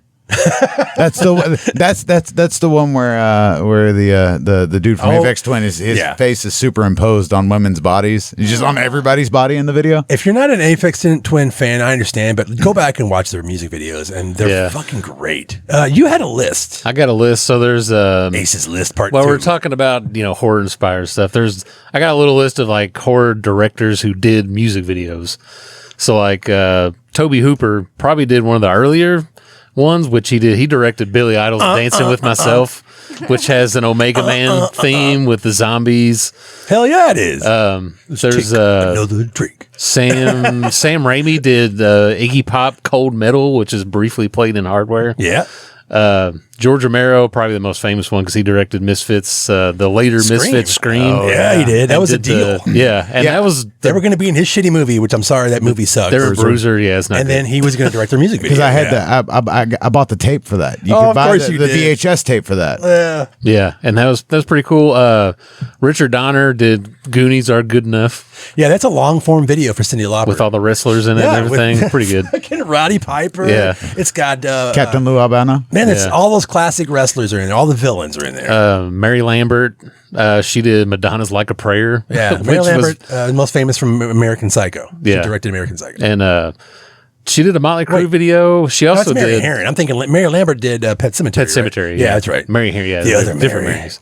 They're both kick-ass. I don't care. William Friedkin, he directed old classic Laura Branigan's Self-Control. If anybody knows that, very horny video. I don't know that one. And then Very horny video. very horny video, creepy vibe to it. And finally, Bernard Rose from Candyman directed Frankie Goes to Hollywood Relax, which is also done. in the porn scene and Body Double, which I've brought back to the podcast again. This is like the fourth time, and we've talked about this earlier. We have to do our next episode on fucking Everything Body Double. revolves around Body Double. God damn. I'll go home and watch it tonight. 6 degrees of body double. Yeah. That's a fucking Love good movie right there. Yeah, well, I showed Katie the unedited version of that music video. I mean, technically, it's the entire section of that movie. Oh, yeah. From Body Double, but Yeah. their video that they did, which is not a tie-in to the movie, and then they did the music video Like the version. homoerotic version. Right, Yeah. right. Yeah. I want to talk about a very horny music Oh, video. yeah. I was gonna say Body Double, man. That fucking scene. Yeah. Melanie Griffith is a fox. So I've got MGMT, and you were talking about that. MGMT, their video Kids from, I think it's 2007. Yeah. Which Fuck. to me, I'm like, oh, that was pretty recent. Oh, God, it was like. Yeah, almost that's what I 20 think of years as like, ago. I know You're recent old. music, and I just Yeah. from 15 years ago. We're old and you're seasoned. But it's great. It's an amazing video, which I knew the song. I loved the song, but I'd never seen the video. It was directed by Ray Tintori, but the animation, I think, is the best part. And that's by Christy Caracas. It also has the video is about this little boy who sees monsters. He's like a toddler, like can't really speak yet, so he can't really alert his mother, who's played by Joanna Newsom, who's a fabulous singer in her own right, and married to Andy Samberg. Awesome. Oh, nice. So he We're all like, oh, that's nice. he wakes up from a nap and he just sees monsters everywhere. Yeah, I remember them being in the woods. That's the only thing Sounds I remember. relatable. Yeah. Yeah, it's a terrifying music video, especially when you're young, late at night. Fuck yeah. Yeah. And the kid does look genuinely terrified throughout the entire video. And again, kind of like the closer video, they had MGMT put out a music video or a behind the scenes thing to show that the kid was not traumatized. He was actually having a good time. And when he was upset, like when they filmed him being upset in the video, it was over some like regular toddler bullshit of like, oh, my cookie isn't the cookie that I want. No candy for you. Yeah. They should have just told him like, "Hey, if you keep acting out, we're gonna let the monsters get you." Yeah. It's like when Pearl Jam had to bring that Jeremy kid out from the video and be like, hey, look, he's just a regular teenager, everybody. He didn't shoot everybody in the class. Not dead. Yeah. There's so many like music videos that are inspired by horror. We gotta talk about Rob Zombie, guys. Yeah. White Zombie especially. You know, somebody was screaming at us like, "Talk about Rob Zombie." There's an entire episode of us talking about Rob Yeah, Zombie. just screaming expletives at their TV, at their computer I mean, screen. The guy he's living a fantasy life that all nerds, whether they like him or not, he's living that life. He got to put movie clips, sound bites in his songs legally, and then you could go back and find those movies. Like, oh, this is like from this movie, this is from that movie, to the point where he got to direct music videos for Ozzy. He got to work on Pee-wee's Playhouse, and then he gets to make fucking scores and soundtracks to his own movies and make music videos out of those. Yeah, and now he's like on a tour right now, I think, with like Alice Cooper. So is. it's like if Constantly. It's it's like that thing. It's like, hey, Rob Zombie, you're talking to him when he's a kid, when he's like little Rob, and you're like, hey, in the future, that band you like so much, you're going to go on tour with them, and you'll be like best friends with Alice Cooper. And you'd be like, what? That sounds amazing. And that's just what he's just doing, what he always wanted to do. I mean, I'm not going to like hate on him for that. No, I mean, we're talking about Airheads earlier. Yeah. He did the music video for that. There's a tie-in music video for Airheads that they did. It's like, hey, yeah. And then they did their own music video cut of it to release as well. Yeah. You can't talk about any of this stuff without talking about Rob Zombie. Yeah. I mean, The Lords of Salem music video is fucking great. It's all animated. Yeah. It's so that good. is pretty good. Yeah. I mean, just if you want to hate on for something, just hate on for his horrible dialogue in movies. But, besides that, he did an entire music video inspired by Clockwork Orange. Yeah. His Living Dead girl is Dr. Caligari. Like he built those sets. Like that's fucking great. Yeah, he had and he uses a lot of that stuff in his live show too. Because I remember I went and saw Rob Zombie. This is like not too long after White Zombie was done, and it was Rob Zombie. That's awesome. And he was opening for Korn, and it was really weird. Very 90s. though. And it was very weird because like he had this elaborate stage show and like the big monsters and people walking out in rubber suits and shit, and then it was just Korn. Yeah. Yeah, like it's just like, why the fuck did they open for you? Because it was 1998 and Korn was fucking huge. But You couldn't get him out of anything. they had they had like Korn had like some cages with local strippers in them, and Rob Zombie's like, I've got this 13-foot monster from the Shadow of Chinatown, which is the Bela Lugosi series. Yeah. And, I know. It was amazing. And so, kudos to him for doing that. He had to, whenever you watch those early White Zombie music videos, he directed all that stuff, and they look great. They're edited crazy. And then he did the Dragula, which is not Dragula. It's the Monsters coach, but who gives a shit? That music video is rad as hell. Yeah. Yeah, it was pretty good. It's the beginning of dance metal, baby. Yeah. And that's he made a whole new genre, including making kick-ass music videos. Yeah, and I think that does help to get people into horror films too. Absolutely. Like, if you're younger and you see that and like, oh, what is this? What is this? What is this? I like dance metal. Yeah. Well, and getting younger people into horror movies that they otherwise wouldn't see was a Busta Rhymes "Give Me Some More" music video from 1998. I love that so song. Good. It's got the Psycho sample on it. where it's We like, went through a hunt because I'm like, he had to have at least did a song for Resurrection, and he never did. No. So she found all, her brain brought back a lot of those old music videos that she loved. No offense, I'm not a huge Busta Rhymes fan. I liked Higher Learning. I watched that. I saw that video with that song, with the sample in it before I ever saw Psycho. So then I watched Psycho and I was like, oh, that's where he got that part from in the song. I mean, it's no Maniac Cop rap, but it's there is a fan made music video of the Maniac Cop rap, but it's not official. Gross. We're talking about real rap here, okay? Oh, Busta Rhymes. Go ahead. Busta Rhymes in the 90s, yeah. Oh, I love he was Busta Rhymes, man. amazing. Do the Busta Bus. He's crazy. Like I didn't know how much he was into horror. I mean, besides Alien Resurrection, I'm like, oh, that's cool, whatever. But he is such a fucking fan. You know, he like went for it. That's awesome. Trick or treat, motherfucker. Not a lot of other rappers were sampling the Psycho, like the beginning of Psycho. Yeah. Yeah, them and 3 6 Mafia. They're sampling. Dude, that first 3 6 Mafia album's got all kinds of horror samples on it. But there's so many bands who are inspired by horror. I mean, you can't talk about horror and without talking about horror punk. Horror punk is Misfits. Yeah. That's how it all started. Yeah, and then they inspired a whole group of bands that are like, we're just going to sing about this one obscure horror song and pink our whole identity that. Yeah, and that's funny that they did that twice. They did it in the 70s, and it was a whole new thing because punk was just like, what the hell is this? This is like scary stuff, and that was like a gradual thing. By the time they got to Earth AD, they were straight up fucking thrash. Yeah. And then they did their hiatus and became Christians, and it got weird. And was it Christ the Conqueror? Christ the Conqueror. Yeah, and then they recycled some of those songs into the new Misfits. Right. And then finally, in the 90s, boom, you get American Psycho, which is the template for all horror punk to come. Yeah. All that stuff. That was the worst of fucking American Psycho. Whoa. I'm serious. I mean, Dave can I've seen a lot of I've seen a lot of horror punk bands because my wife is really into horror punk. Yeah. But I mean, there's some good ones, man. There the are Necromantics are the fucking kings. Yeah, there are some good ones. And Go. I used to love that shit. I mean, I still do. And some of them are very cookie cutter. God, a lot of them are cookie cutter. But then you get into bands like Blitzkid, where they're not exactly like everybody else. They try something a little bit different. And all their songs are about, vampires or graveyards. Yeah. It's all a theme, and it's spooky. And the music videos are great. God damn it! It's Gargoyles Over Copenhagen, which is a Necromantics music video they made. It's great. It's fantastic, man. All that kind of shit is awesome. There's too many to name in that whole genre. Yeah, besides Blitzkid, you got Mr. Monster. You've got so many. Come on. Yeah. Well, I know there's one band that I know a lot of horror fans love that I just have never been able to get into, but they do almost all like horror inspired stuff. Is Ice Nine Kills? That's the new generation, man. Boo. Yeah, right. I don't like it. Okay, true, fine, but that's the new wave, man, and I have to see it from that perspective. I mean, the videos are cool. I want to go to their horror convention. I mean, it's not my thing. People like it. It's like just like metalcore.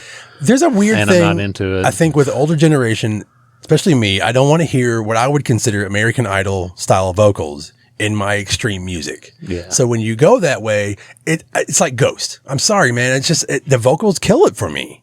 And Yeah. he's very talented. Their stage show, I got to see them open for Iron Maiden, and that was perfect. And I'm sure they changed a lot of people's minds on that tour, but it's just not my genre, and I'm not going to shit on them. But like, there's another one, I will. Motionless and Monster. Motionless in White. Yeah. But it's the same style. It's like horror punk. It's cookie cutter. like but there are some diamonds in the rough, man. Yeah, and It's like horror stuff for scene kids with like hair over one eye. Like we were Panic talking at the Disco, that piece of shit. Some really good music that videos. music video. A friend of ours actually did some of the music video, the makeup we had in the studio. Trevor. We talked about him earlier. Yeah. The dog has mange. But another one of the horror punk bands that does music videos, Calabrese. So They're fucking great. yeah, they actually seem like really good people too. Rachel's seen them several times, but they have these music videos and themes for their albums, and they have like 2 or 3 music videos that sort of go together. So that's cool. Yeah. Not spooky. It's a little. It's ridiculous sometimes, like Scooby Doo, but you know.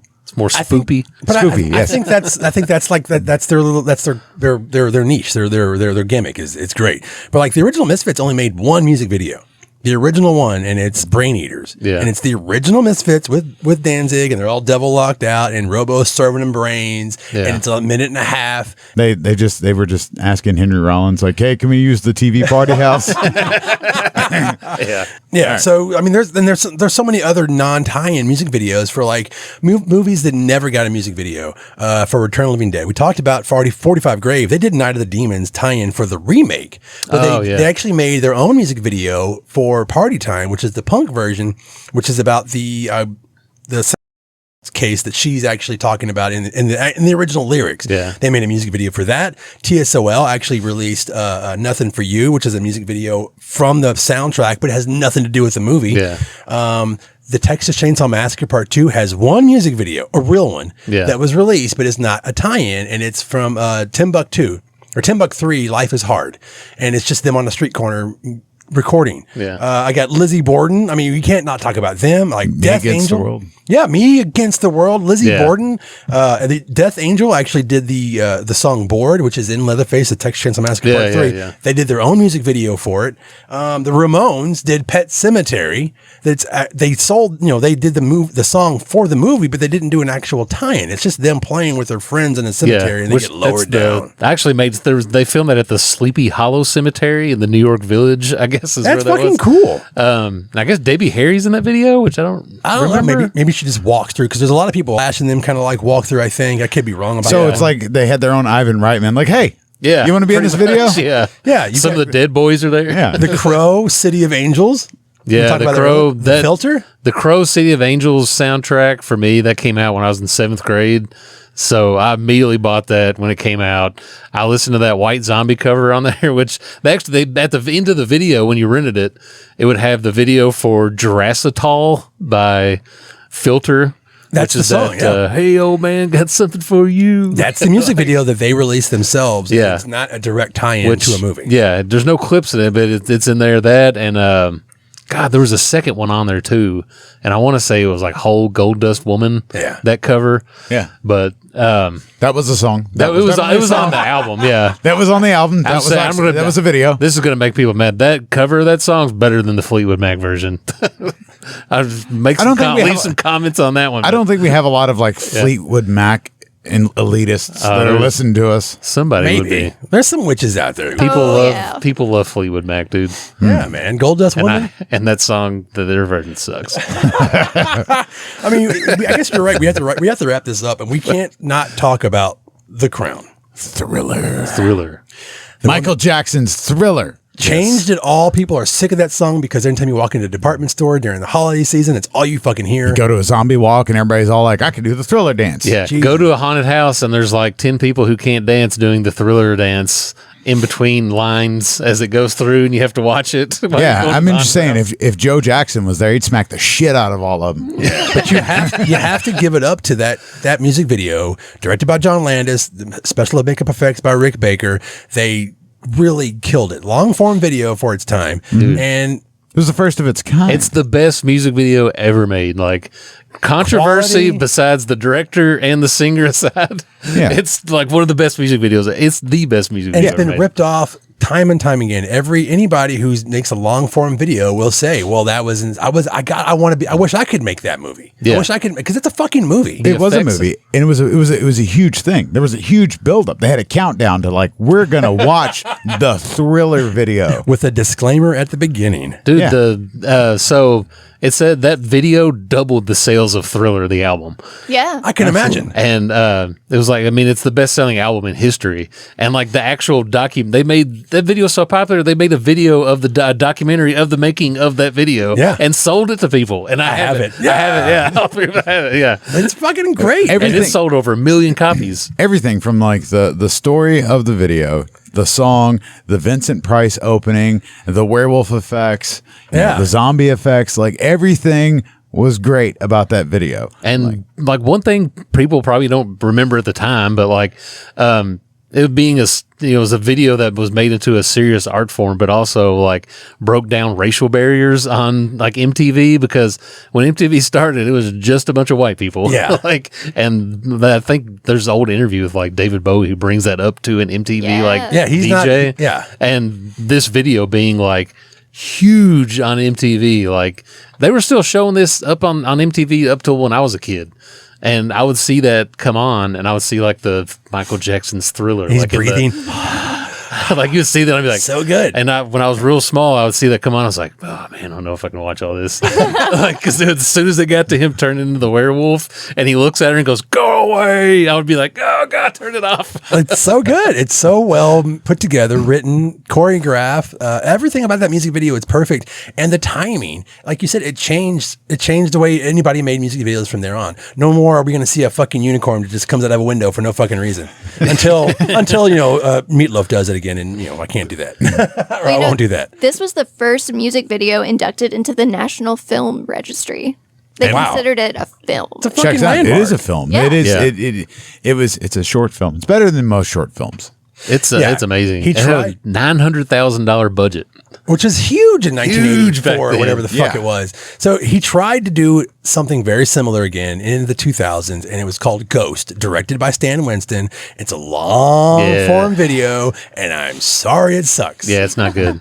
And The effects look all bad. I mean, they're well done, but if you compare the two, it's weird how something from the 80s looks more authentic and scary than what Stan Winston, who at the time had way more money than Rick Baker did in the 80s. The zombies in Thriller look better than most zombies in any zombie film. Like, Yeah. when that one looks at, they're like painted to each one of them, and that one looks at the screen, and all that like black blood comes pouring out of he's its like mouth. biting his tongue or something. That shit scared me to death when I was a kid. And I was like, they look so good in that, and they had to dance in all of it.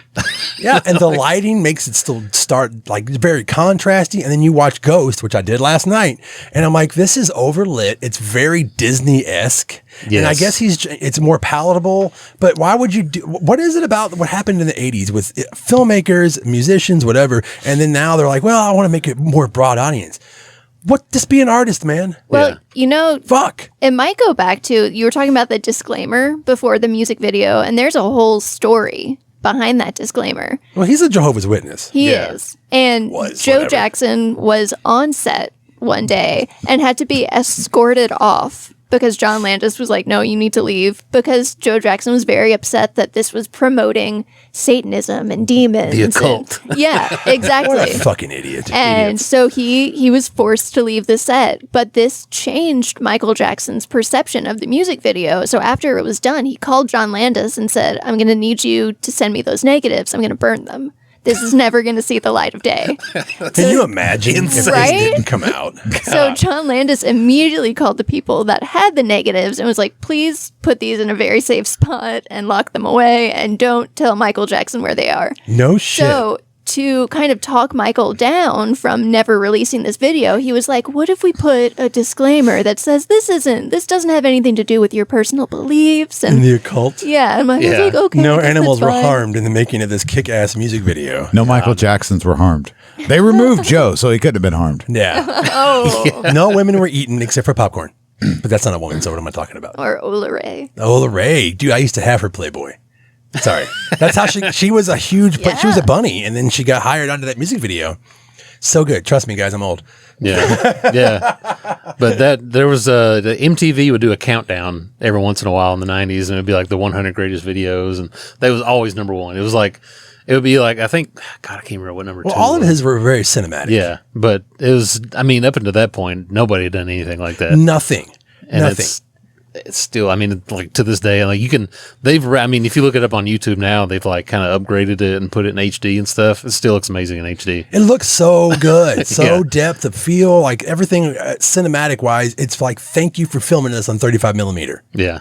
I feel like number 2 on that list of like best music videos was always November Rain. Oh, it was November And Rain. you That was the can't- second one. You go from Which is a fucking long-form November video. Rain to Thriller, and you're Yeah. like, why are these next to each other? Yeah. Because whether you It like is Guns N' long Roses or form. not, Yeah. it's a really good music video. It's a story about a people. They have a wedding outside, and Slash is there, and there's nobody outside, so he just goes outside to play his guitar, and somebody jumps through the fucking cake. I think there's acid rain. I don't know. There's acid rain. He kills his wife. Yeah, it kills his wife. And then Jesus. so after that clusterfuck, they're like, "Here's Thriller. You understand what's happening." It's the palate got a cleanser story. for like Yeah. real metalheads who don't want to admit that they like that music video and they should. Yeah. And we didn't even mention Vincent Price is in it. No, I did. No, Dave did. because there's a video of Vincent Price. I think it was on. He like, didn't make the a dime. The Johnny Carson show, reading it. They're like, we're gonna lower the lights, and he's reading it, and he's just, God damn, his voice is so good. And he didn't get any royalties for that. He didn't need it. It's so creepy too, Yes, he reading did. that. When he's like reading it as they're like coming out of the grave, and like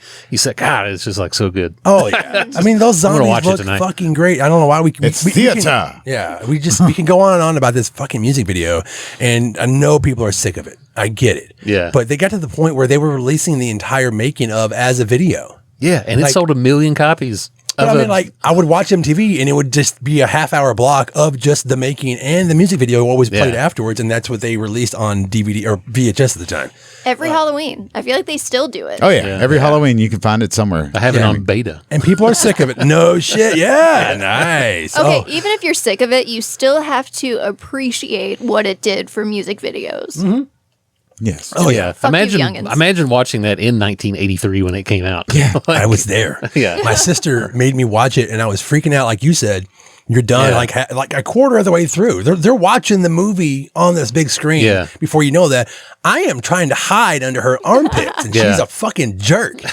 And she did that to me all my life, and I thank you for it. She gave me my first Abigail, like King Diamond record. She made fun of me for liking Motley Crue.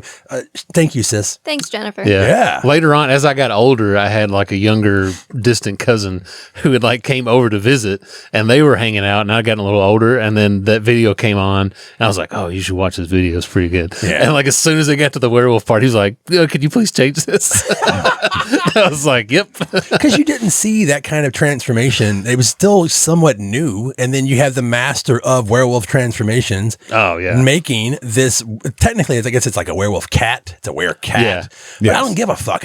I'm 10. Still it's looks a better fucking than werewolf. Looks man. better than Silver Bullet. So good. So good. So good. How do you want to end this, goddammit? We can go on forever. Well, we're going to have to end it because we're running out of time. But I want We to have metal shows to go to. I want to ask you a question. Oh, fuck.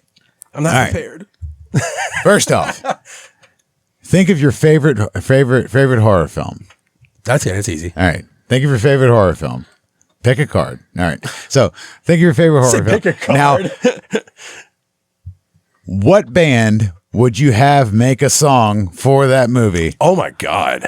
Any band. Could be any band. Could be any band from the history of time. Any Wow. music. So what's your movie, Steve? I mean, my movie is going to be Return of the Living Dead. Okay. And since there actually technically isn't a music video made for that movie, because like I said, it's not. And it doesn't have to be, it's not on the soundtrack. I would love Just- to. Yeah. Just any band. I'm going to be honest. Creedence Clearwater Revival doing a music video for Return of the Living Dead, I think would rule. Ooh. That's a good one. Isn't that weird? Because that fake swamp fucking blue shit they were doing, man. Yeah. That'd be awesome. That What? It was. They're from San Francisco. Oh yeah, yeah. They're not from the from bayou. they're not from the They south. Return the Swamp thing. Come on. Ace. I'm gonna have to reform Impetigo, and then they do a video for Cannibal Holocaust.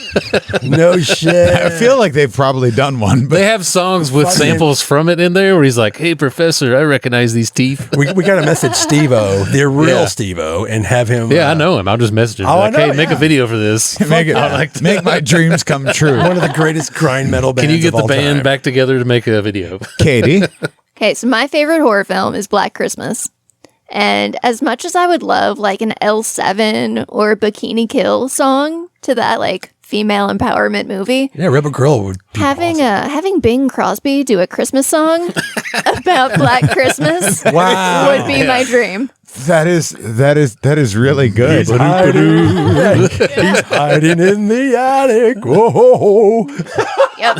He wants to look. You're just a pussy. We need to Wait, sorry. Oh man, we need to bring him back from the dead. we need Fucking to Billy. make these happen, man. Mine obviously The Evil Dead, Yeah. but the band. See, I don't know what band I would. Come on. Well, see, I don't What's think your favorite band of all time? I try not Dave? to think about these too much before. Gore so would be I- a great fucking thing. Gore would not fit in the movie though. I would say if I was going to do The Evil Dead, I mean, D-Side did a song.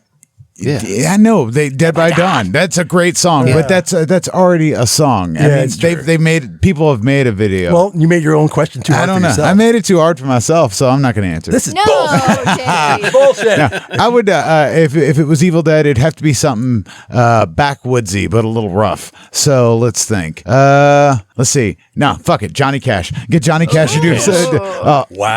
Yeah. Like 90s Johnny Cash. Like- Like Rick Rubin style. Yeah, fucking get Johnny Cash to do a like song. The Black Album stuff. Yeah, get him to do a song for Evil Dead. That's good. You don't have Danzig do an Evil Dead song? No, fuck that. Man, that's great. Like the Dirty Black song. Whoa, Evil Dead. No, No, I gotta go home. It'd just be about What the heartbreak and pain. He kills this woman and she dances. Oh shit. Anyways, Danzig's Evil Dead. We've got to go, guys. So my thank you, everybody, for Evil listening. Elvis doing Evil Dead. Thank you, everybody, for listening to the Gore Club podcast.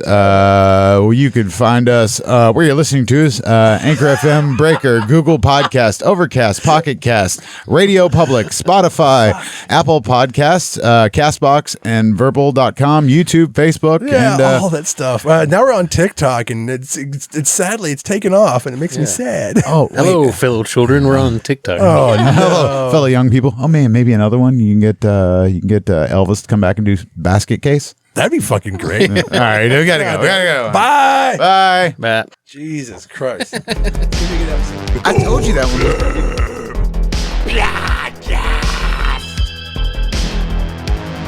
This is the Gore Club podcast with Steve Vessell, Ace, and Deathmetal Dave.